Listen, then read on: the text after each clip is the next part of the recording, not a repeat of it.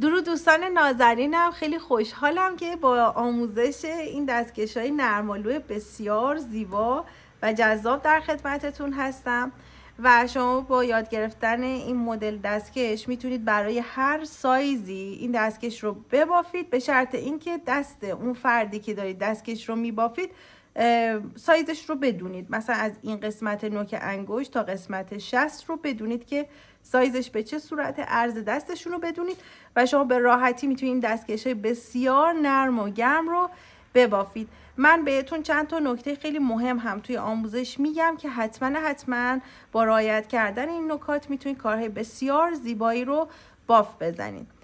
من برای این مدل دستکش از نخ یارن آرت مینک استفاده کردم و این رو یه نخ نازکه نسبتاً، اما برای ضبط آموزش از نخ پاندا میخوام استفاده کنم که شما میتونید تو کانوا فروشی ها مدل های مختلف این نخ های تدی هست که میتونید تهیه کنید. حتی ضخامتش اگر بیشتر بود اصلا اشکالی نداره، شما میتونید با بیشتر یا کمتر کردن تعداد پایه هاتون و حدود 4-5 رج بافتن سایز دستتون رو کامل متوجه بشید و بافت رو انجام بدید. نکته مهم اول این هست که در حین بافت دستکش اولتون حتما تعداد پایه های هر رج رو بنویسید. مثلا ما توی این بافت 3 رج بافت گردبافی داریم و بعد این قسمت رو بدون افزایش میبافیم. شما باید بدونید که برای دستکش اول چند رج بافت زدید و بعد برای دستکش دوم همون رو اجرا بکنید، یا اینکه برای قسمت 60 چند تا زنجیره میزنید. همه اینها رو یادداشت بکنید که برای دستکش دوم به مشکل تعداد نخورید، چون که شمردن تعداد پایه ها توی این مدل نخ‌ها یک ذره‌ای اذیت کننده است. پس حتما کاغذ و دفترتون کنارتون باشه، این رو که می نویسید یا توی نوت گوشیتون حتما یادداشت بکنید. من برای بافت این مدل نخ از قلاب شماره 5 استفاده می کنم. اگر نختون از نخی که من دارم که پاندا هست ضخیم‌تره میتونید 5.5 تا 6 هم استفاده بکنید. همونطوری که گفتم شما با اضافه کردن تعداد پایه ها یا کم کردن تعداد پایه ها میتونید سایز این دستکش رو کوچیک یا بزرگ ببافید. اینکه الان بر من پیام بذارید که برای مثلا دست بچه 3 ساله من چند تا زنجیره بزنم، من دقیقاً سایز دست های بچه ها رو نمیدونم. پس لطفا خودتون یه سرچ بکنید یا عزیزانتون که دم دستتون هستن و دست هاشون رو میتونید به راحتی اندازه بگیرید. قسمت عرض دست و قسمت طول دست از اینجا تا اینجاها رو اندازه بگیرید و بعد بافت رو طبق آموزشی که من در اختیارتون قرار میدم ببافید. حتی اندازه 60 رو هم میتونید حساب بکنید. از این قسمت بافت 60 تا اینجا هم میتونید حساب بکنید، یعنی متر بزنن قدش رو بهتون بگن که شما بتونید به صورت استاندارد این دستکش رو برای سایز عزیزانی که بهتون سفارش میدن یا دوست دارید برشون هدیه ببافید خودتون سایزش رو در بیارید. این از نکته‌ای بود که خیلی مهم بود خدمتتون عرض بکنم. حتما یه دونه مارکر هم نیاز دارید که برای شروع رج بدونیم که به چه صورت هست. خب حالا بریم بافت این دستکش‌های خیلی بامزه و خوشگل رو با هم شروع کنیم. برای شروع این نخ رو باید اینطوری تو دستتون بگیرید و 2 تا زنجیره بزنید. خب ما با این نخ ها مجیرین یکم سخته، برای همین بهتره که با زنجیره بافتمون رو شروع کنیم و توی زنجیره پایه هامون رو ببافیم. قلاب رو اینطوری زیر نخ وارد میکنم، یه دونه پیچ میدم. خب زنجیره اول و زنجیره دوم 2 تا زنجیره میزنیم و تو این زنجیره اول 8 تا پایه کوتاه میبافم. ببینید قلابم رو وارد میکنم و پایه کوتاه رو میبافم. ببینید دوستان نازنینم این مدل نخ‌ها قلق داره بافتش. خب و شما با حس کردن بافتتون و پایه هاتون میتونید تشخیص بدید. نکته دیگه این هست که این قسمت پایین نخ واقعی هست و این پرس ها این طرفش هست و شما میتونید با کنار زدن این پرس ها پایه ها رو ببینید. اینجا قشنگ مشخصه پایش. خب پس یه ذره قلق داره. من میخواستم با نخ معمولی و این بافت رو بهتون آموزش بدم، اما شال تدی رو که آموزشش رو با نخ معمولی گذاشته بودم خیلی هاتون پیام گذاشتید که ما دوست داریم با این مدل نخ ها آموزش رو ببینی. برای همین تصمیم گرفتم که هم این آموزش رو و هم آموزش کیف رو با همین مدل نخ براتون توضیح بدم. خب ببینید اینو که بافتم، بعد توی همین زنجیره مجدد یه دونه دیگه پایه میبافم. خب ما باید توی این زنجیره که اینجا داریم 8 تا پایه ببافیم. مدل بافتی که ابتدا بهتون گفتم زنجیره رو بزنید باعث میشه که این زنجیره مثل ماجیک رینگ عمل کنه. خب باز میشه و بعد در انتها با کشیدن این نخ زنجیره و این حلقه کامل جمع میشه. خب الان چند تا پایه بافتم؟ یه دونه پایه اینجا، یه دونه هم اینجا. خب 2 تا رو بافتم، 6 تا دیگه باید ببافم. 3 4 5 6. خب ببینید تو همون زنجیره دارم بافتم میزنم 7. ببینید اینجا رو قشنگ مشخصه، قلابم رو اینجا وارد میکنم و 8. الان اینجا یه سوراخ ایجاد شده، با کشیدن محکم این نخ این سوراخ جمع میشه. خب ببینید این قسمت کاملا بسته شد. خب این قسمت دستکش، این قسمت پایین دستکشمون هست. خب حالا رج 2 باید توی هر کدوم از این پایه ها 2 تا پایه ببافیم. بافتمون به صورت اسپایرل هست، بست نمیزنیم در انتهای رج و به صورت حلزونی باف میزنیم. حتما از مارکر استفاده کنید. خب من میام قبل از اینکه مارکر رو بردارم توی پایه اول قلابم رو وارد میکنم، این نخ رو میذارم روی قلاب که کاملا مخفی بشه و میکشم این نخ رو که این حلقه جمع بشه. خب پایه اول رو میبافم و بعد این مارکر رو از اینجا بر میدارم میذارم روی این پایه اولی که باف زدم.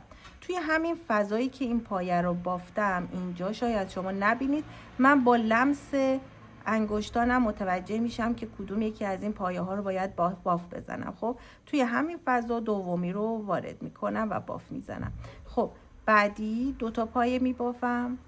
ببینید من یه نکته دیگه هم بهتون بگم که وقتی که زیاد با این مدل نخ باف میزنید، فاصله بافتتون یعنی فاصله پایه ها از هم کاملا دستتون میاد، حتی بدون اینکه لمس بکنید متوجه میشید که کجا باید قلاب رو وارد بکنید. خب اینجا هم 2 تا بافتم، 6 تا پایه فکر کنم تا الان بافتم. خب این 2 تا رو هم میبافم به این صورت. توی هر کدوم از این پایه ها 2 تا میبافم و الان نگاه میکنید من نه پایه ها رو لمس میکنم نه هیچی، فقط حسی دارم باف میزنم. و اگر در انتها دیدید پایه ها کم یا زیاد شد میتونید یک جاهایی یه دونه پایه اضافه کنید، خیلی سخت نگیرید. خب فقط بافتو بزنید، خیلی لذت بخشه. خب من میخوام شمارش کنم چون حرف زدم و نشمردم. شما حتما موقع بافت تمرکز کنید و بافتتون رو همونجا که میزنید بشمارید. ببینید 2 3 4 5 6 7 8 9 10 11 12 13 14 15 و 16 تا. دیدید درست شد؟ حرفم زدم، آموزشم هم ضبط کردم، پس خیلی نگران نباشید، تمرین میخواد قطعا. خب حالا رج 3 و آخرین رج افزایشیمون رو باف میزنیم. یه دونه پایه میبافم، یه افزایش، یه پایه، یه افزایش، یه پایه تک، یه افزایش. 8 مرتبه این کار تکرار میشه. در انتهای این رج شما 24 تا پایه دارید. خب ببینید پیچ خورد اینجوری. قبل از اینکه مارکر رو بردارید قلاب رو زیر مارکر وارد کنید، بعد قلاب و مارکر رو در بیارید. خب اولین پایه رو تکی میبافم، مارکرش رو میذارم. پایه بعدی ببینید اگر براتون سخت بود یا اینکه این پرس ها رو بدید کنار پایه مشخص بشه، ببینید 2 تا پایه توش میبافم، یا اینکه با لمس کردن این پایه ها کاملا متوجه میشید. خب پایه بعدی یه دونه، پایه بعد 2 تا. خب الان 6 تا پایه بافتم، 7. خب افزایش 8 و این هم 9 10 11 12 13 14 و 15 16 17 18 19 20 21 میشمارم که ببینید 22 23 و 24. 3 رج باف زدم.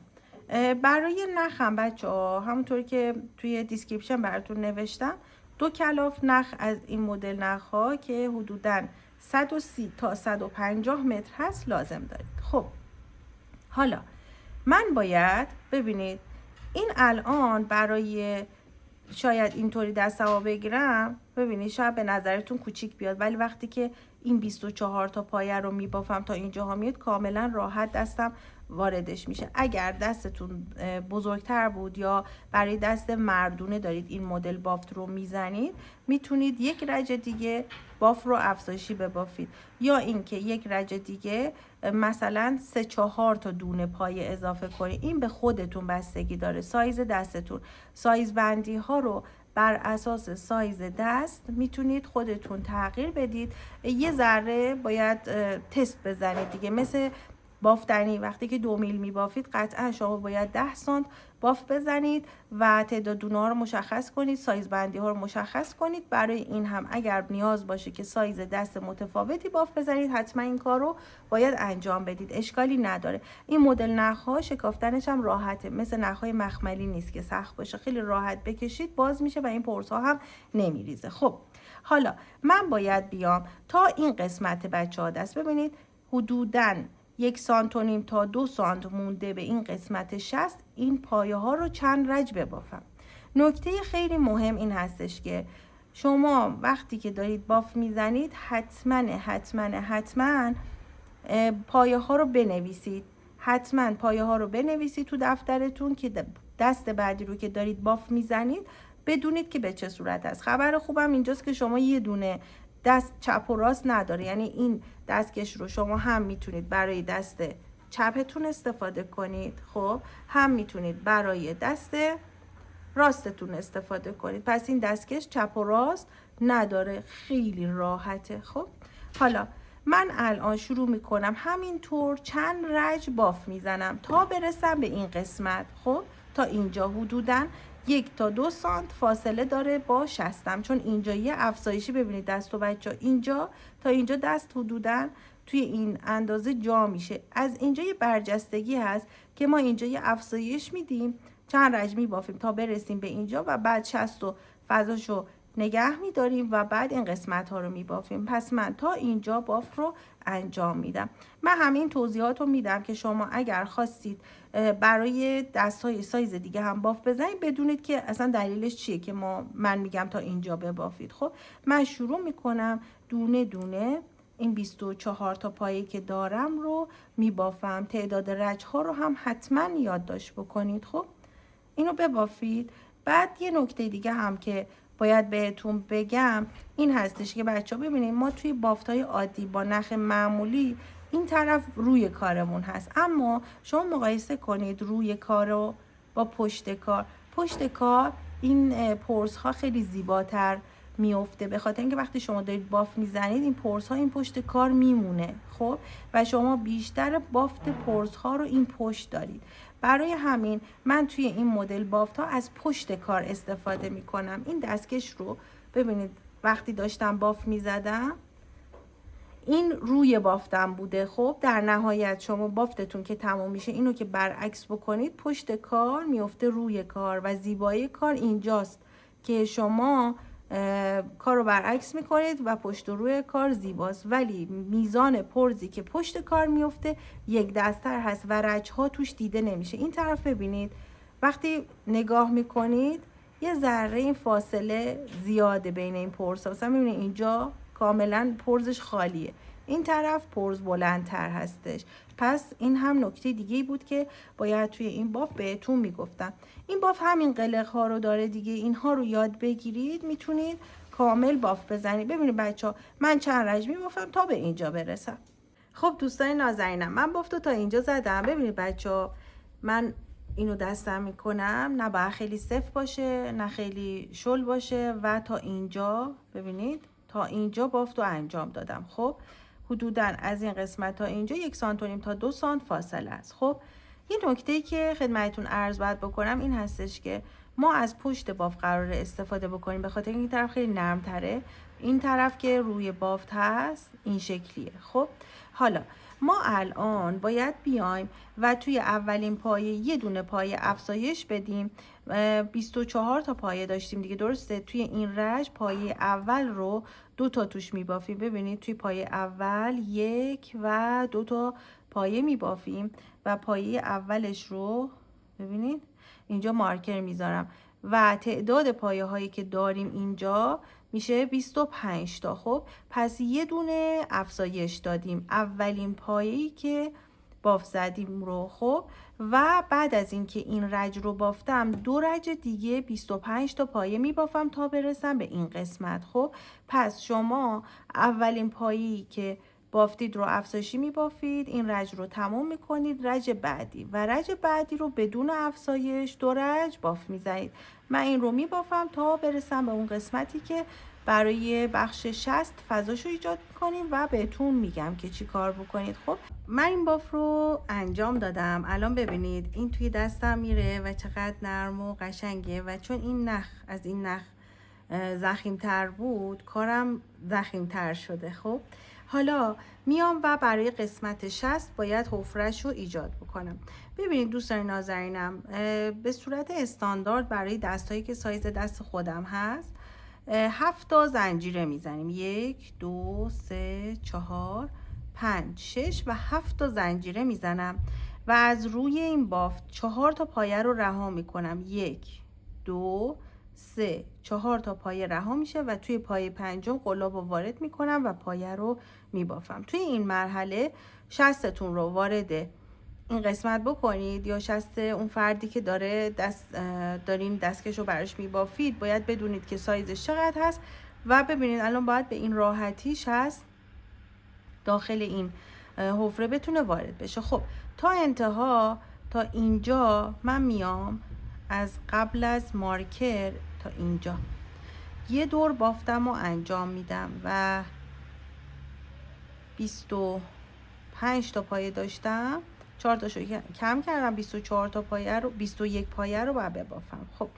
من اینو تا انتها تا جایی که مارکر گذاشتم میبافم و برمیگردم بهتون میگم که برای قسمت بعد به چه صورت عمل کنید. ببینید بچه ها، خب این باف رو انجام دادم تا اینجا. حالا میرسم به این رج. خب ببینید دوستان نازنین، ما باید روی این 7 تا پایه ببافیم، روی تمام این پایه ها هم پایه ببافیم، بیایم برسیم به اینجا. خب حالا ببینید من مارکر رو بر می دارم، دونه دونه روی تمام این پایه ها پایه می بافم.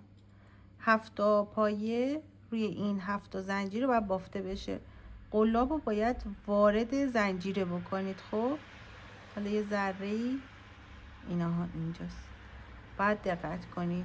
من دونه دونه روی این 7 تا پایه می بافم. ببینید الان که دارم این آموزش رو براتون ضبط میکنم یه برف قشنگی میاد، فکر کنم ماشینا رد میشن صدای خیسی زمین رو میشنوید و این مدل بافتا تو این هوا خیلی میچسبه و خیلی خوشگله. حالا کیفش هم بهتون آموزش میدم در آموزش بعدی، حتما آموزش کیف رو خواهید دید که من بعد از اینکه این باف رو انجام بدم بهتون نشون میدم کیفش رو.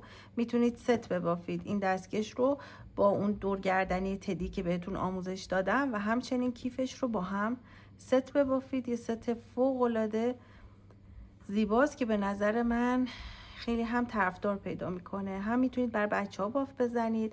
مثلا این دستکش رو شما بافتید، خب از این حالا استیکر نیست، یک بافتای کوچولوه یا مثلا عروسک های کوچولویی هستش که با نمد درست میشه که توی بازار به صورت آماده میتونید تهیه کنید یا حتی به صورت تدی هستش، خیلی بامزه است.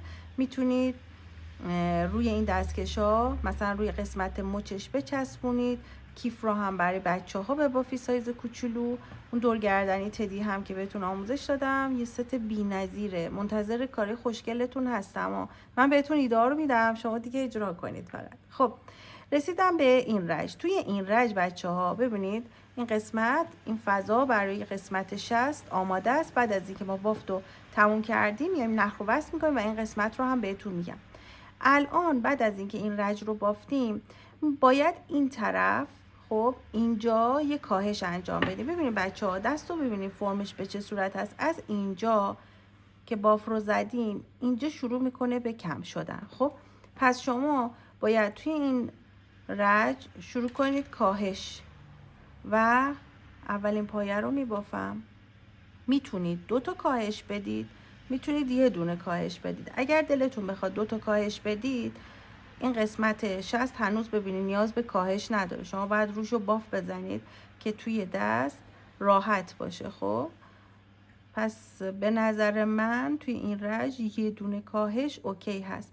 من تعداد پایه ها رو نشمردم دیگه، چون شاید تعداد پایه های شما با تعداد پایه های من فرق کنه. مهم اینه که شما تمام پایه هایی که دارید رو بشمارید تو ذهنتون و حتما برای دستکش بعدی هم همین تعداد رو داشته باشید. خب ببینید اینجای دستکش هست. من اینجا یه کاهش انجام میدم که توی این قسمت دسته. خب ببینید توی این قسمت دست من این کاهش رو انجام میدم، نشمردم مثلا چند تاست. خب کاهش هم با این نخها لوپ های جلویی رو نمیخواد بگیرید، چون که ما از پشت کار میخوایم باف بزنیم. توی پایه بعدی اینجا میخوام کاهش بدم، نخو میگیرم، بعد میام توی پایه بعدی هم قلاب رو وارد میکنم، نخو میگیرم. الان 3 تا لوپ روی قلاب داریم، این 3 تا رو با هم یکی میکنم. اینجا کاهش انجام شد و بعد از اینکه این رج رو کامل کردم 2 رج دیگه میبافم بدون اینکه کاهشی در کار باشه. خب دونه دونه بچه ببینید من چقدر دارم تون تون میبافم، نه حتی لمس میکنم. اینقدر که از این مدل نخا بافت زدم میدونم دیگه الان اینجا آخرین پایمه و این مارکره پای بعدیمه. خب پس لطفاً شما برای اینکه این باف رو درست و دقیق انجام بدید باید تمرین بکنید. خب حالا بعد از اینکه این باف رو زدم میام 2 رج همونطوری که گفتم بدون اینکه کاهشی در کار باشه بافتم و انجام میدم. خب دوستان نازنینم 2 رج رو بافتم، حالا میام مجدد شروع میکنم به باف تا برسم به این گوشه. حالا این گوشه ببینید اینطوری میتونید تشخیص بدید دیگه، این دوتای این کنار رو باید با هم یکی بکنید. خب من این پایه رو میبافم، ببینید من کنار پنجره نشستم که نور باشه، به خاطر اینکه روزایی که برفیه نور رو از دست میدم و باید حتما نور باشه. صدای ماشینا میاد، عذرخواهی میکنم. خب من بافتو میرسونم به گوشه و اینجا مجدد 1 دونه کاهش انجام میدم. ببینید اینجا 2 تا پایه با هم یکی میشه و اینجا هم یک کاهش انجام میشه و تا انتهای رج این باف رو انجام میدم. خب مجدد بچه ها 2 تا رج بدون اینکه کاهش باف داشته باشید بافت رو بزنید. خب این 2 رج رو که بافتید بعد میریم توی قسمت مچ و کش باف مچ رو بهتون آموزش میدم. ببینید من رسیدم به این پایه‌ای که ابتدای رج هست، 2 رج دیگه میبافم بعد بهتون قسمت مچ رو آموزش میدم. ببینید اینطوری شد تا اینجاست، هنوز 2 رج دیگه ببافم بعد میام روی قسمت مچ. اینجا حدود 4 سانت 3 سانت دیگه به خودتون بستگی داره. و بچه ببینید از این طرف بافت راهه، ولی از این طرف بافت که بهتون گفتم بعدم باید کارو برگردونیم، ببینید خیلی قشنگ یک دست تره. ببینید راه نیست و این باف رو باید از پشتش استفاده کنید. چقدر خوشگل شد، دوستش دارم، انقدر نرمه که حد نداره. خب دختری خوبی باشید، من این باف رو زود تموم بکنم و برف امیدوارم بند نیاد، بعدم بهتون نشون میدم برف پشت پنجره رو که شما هم این حس رو با من حسابی تجربه بکنید. خب من 2 رج دیگه باف میزنم. خب عزیزان بافت اصلی این قسمت کار تموم شده. خب حالا برای اینکه قسمت مچمون یه ذره جمع تر بشه و حالت کشباف بگیره میام قسمت پایه اولو خب میام یه بست میزنم. خب بعد 2 تا زنجیره میزنم. بچه ها ببینید ما میخوایم اینجا کشباف ایجاد کنیم. برای بافت کشباف 1 دونه پایه بلند برجسته از رو میبافیم، 1 دونه پایه بلند برجسته از زیر. یه مقدار نشون دادن بافت پایه بلند برجسته از رو توی این مدل نخها سخته. اگر تا حالا نبافته باشید شاید یک کمی چالش داشته باشید، اما سعی میکنم که با توضیحات کامل براتون شفاف بکنم این آموزش رو، ولی اگر دیدید که سختتون هست که چطور بافت پای بلند برجسته رو داشته باشید یا پای بلند برجسته از رو یا زیر رو داشته باشید، بهتر یه سرچ بزنید. خب ببینید نخ و پشت قلاب میندازم و میام همین پایه‌ای که اینجا، ببینید ما 2 تا پایه داریم، ببینید اینجا 2 تا پایه. خب قلابمو زیر پایه اول میکنم و از کنار از زیر پایه دوم در میارم، نخو میگیرم و پایه بلند رو میبافم. این میشه پایه بلنده برجسته از رو.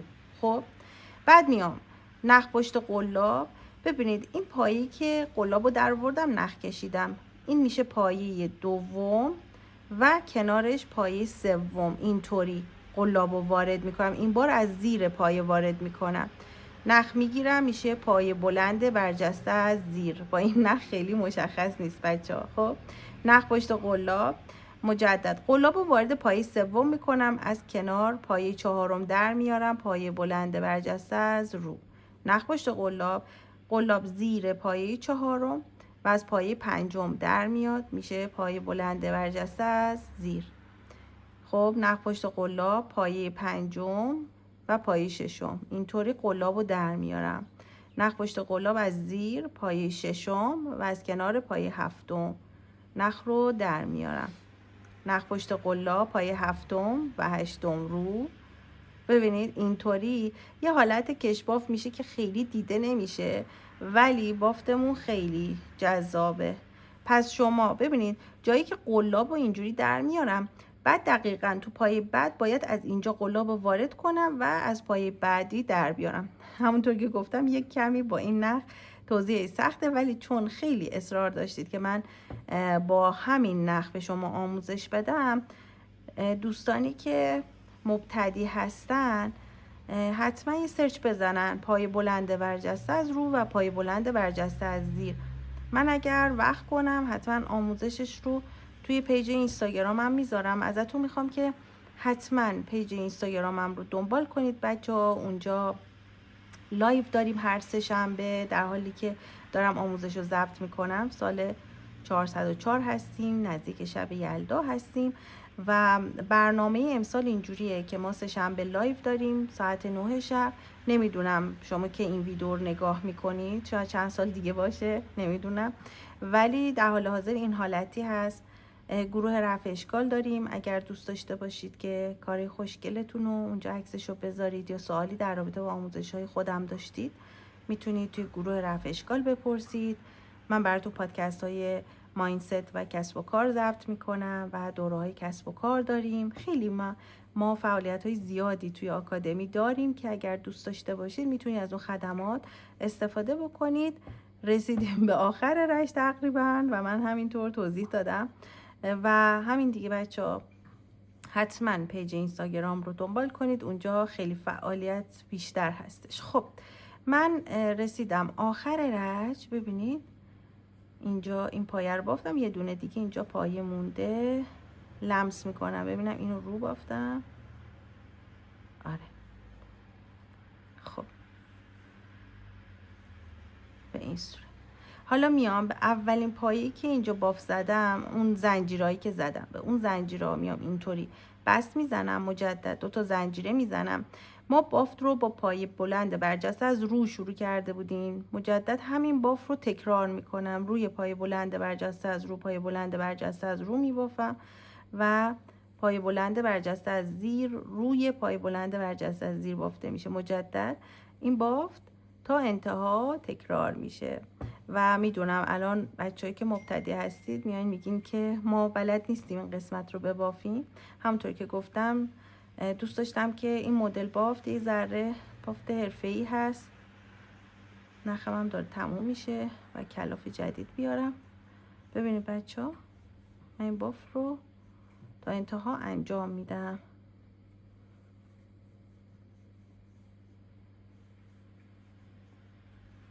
خب دوستان نازنینم به انتهای رج رسیدیم. میایم و به این اولین پایه که اینجا داریم بست میزنیم، یه دونه زنجیره میزنیم و نخ رو کات میکنیم به این صورت. خب این از بافت دستکشمون که تا اینجا به این صورت شد. ببینید به این سایه. چقدر خوشگل شد، چقدر قشنگ شد، خیلی دوست داشتنی. خب حالا باید شستش رو باف بزنیم. این رو هم بهتون بگم و دیگه تمام میشه. خب اگه خاطرتون باشه ما اینجا همه لباسا پرزی شد. ما اینجا 7 تا زنجیره زده بودیم و اینجا هم 4 تا پایه رها کرده بودیم دیگه، درسته؟ ببینید بچه‌ها، اینجا این گوشه و این گوشه هم پایه میبافیم، اینجا و اینجا پایه میبافید، 4 تا پایه اینجا دارید، 7 تا پایه هم اینجا. 7 4 2 تا اینور اونور که تعدادش میشه 7 8 9 10 و 13 تا پایه توی رج اول که نخ رو وصل میکنید باید داشته باشید. ببینید من از گوشه میام نخ رو اینجا وصل میکنم، خب اینجا نخ رو وصل میکنم، یه دونه زنجیره میزنم و توی همین پایه میام و یه دونه پایه کوتاه میبافم و اینجا مارکر میذارم. خب بعد روی این 4 تا پایه که اینجا رها کرده بودم، اینجا ببینید 4 تا پایه داشتم دیگه. خب روی اینا 1 2 3 و 4 تا پایه رو میبافم. بعد توی این گوشه ببین اینجا یه دونه پایه دارم میبافم.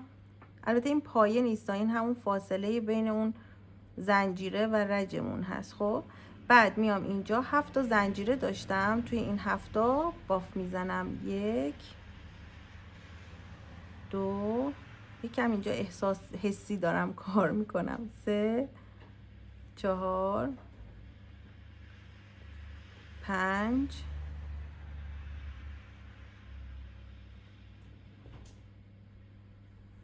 6 و این هم از 7مین پایه که اینجا دارم. خب حالا میام و اینم باز شد، میام و اینجا اولین پایه رو میبافم، مارکرش رو میذارم. ببینید بچه‌ها اینجا یه دونه کاهش انجام میدم. خب 5 تا پایه میبافم، اولی رو بافتم، 2 3 4 و 5. خب 5 تا پایه میبافم، اینجا 2 تا رو با هم یکی میکنم، یعنی پایه 6 و 7 رو با هم یکی میکنم. بعد میام اینجا بقیه پایه ها رو میبافم. حالا تعداد پایه های شما شاید اینجا متفاوت باشه، چون خدمتتون عرض کردم که شما باید به اندازه سایز 60 این تعداد زنجیره ها پایه ها رو داشته باشید که برای همین شاید تعداد متفاوت باشه. خب حالا تمام این پایه ها رو 2 رج میبافم بدون اینکه کاهش داشته باشم. خب من 2 رج اینجا باید پایه ببافم. ببینید 1